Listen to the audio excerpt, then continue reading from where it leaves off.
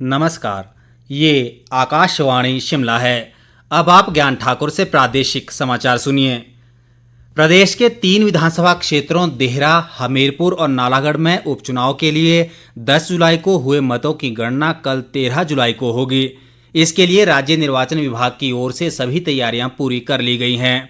मतगणना सुबह 8 बजे से आरंभ होगी और मतगणना पूरी होने के तुरंत बाद चुनाव परिणाम घोषित कर दिए जाएंगे।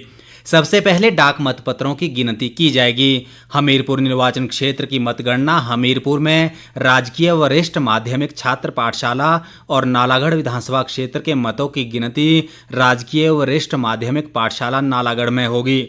इसी तरह देहरा विधानसभा क्षेत्र के वोटों की गिनती राजकीय महाविद्यालय ढलियारा में की जाएगी।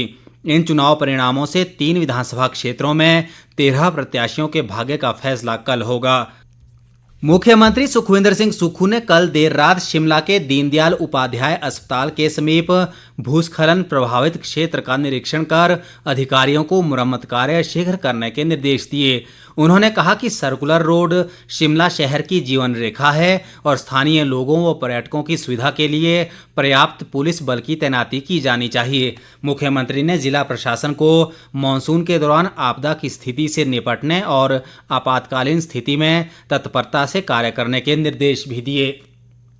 प्रदेश में होम स्टे और पर्यटन को प्रोत्साहित करने के लिए प्रस्तावित हिमाचल प्रदेश होम स्टे नियम 2024 का प्रस्ताव तैयार करने के उद्देश्य से गठित मंत्रिमंडलीय उप समिति की बैठक आज शिमला में हुई। उद्योग मंत्री हर्षवर्धन चौहान की अध्यक्षता में हुई बैठक में उप समिति के सदस्यों ग्रामीण विकास मंत्री अनिरुद्ध सिंह, लोक निर्माण मंत्री विक्रमादित्य सिंह और नगर व ग्राम नियोजन मंत्री राजेश धर्माणी ने प्रस्तावित प्रारूप तैयार करने के लिए बहुमूल्य सुझाव साझा किए। इस दौरान संबंधित विषय पर विस्तार पूर्वक विचार विमर्श किया गया।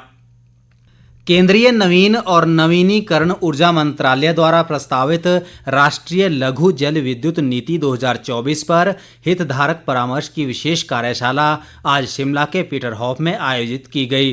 कार्यशाला की अध्यक्षता मुख्य सचिव प्रबोध सक्सेना ने की, जबकि ऊर्जा मंत्रालय के सचिव भूपिंदर एस भल्ला इस अवसर पर विशेष रूप से मौजूद रहे।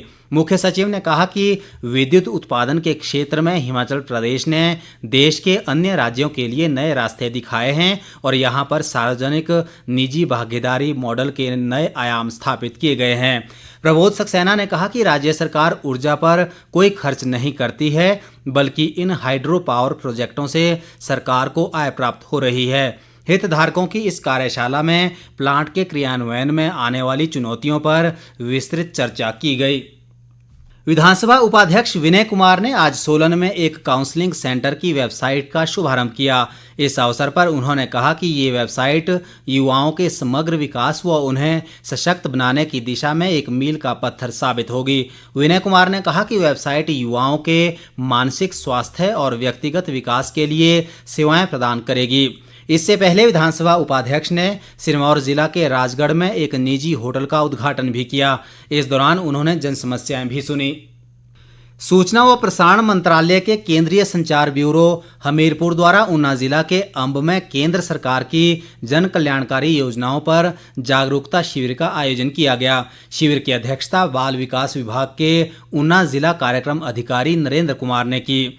केंद्रीय संचार ब्यूरो हमीरपुर के प्रभारी सुरजीत सिंह ने बताया कि इस दौरान स्वास्थ्य विभाग के विशेषज्ञों ने आंगनबाड़ी कार्यकर्ताओं व महिलाओं को स्वास्थ्य संबंधी योजनाओं जैसे आयुष्मान भारत कार्ड और जननी सुरक्षा योजना के अलावा अन्य कार्यक्रमों की विस्तृत जानकारी दी गई।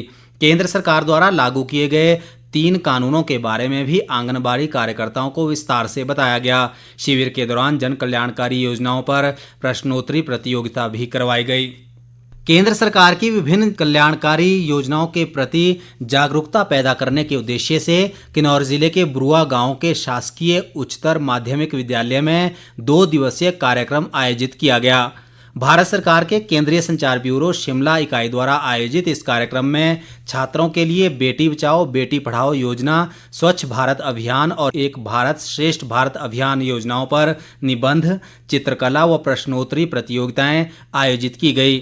केंद्रीय संचार ब्यूरो की शिमला इकाई के प्रभारी प्रकाश पंत ने छात्रों से केंद्र सरकार की इन अभिनव योजनाओं में उत्साहपूर्वक योगदान करने का आह्वान किया। इसके साथ ही ये समाचार बुलेटिन समाप्त हुआ। नमस्कार।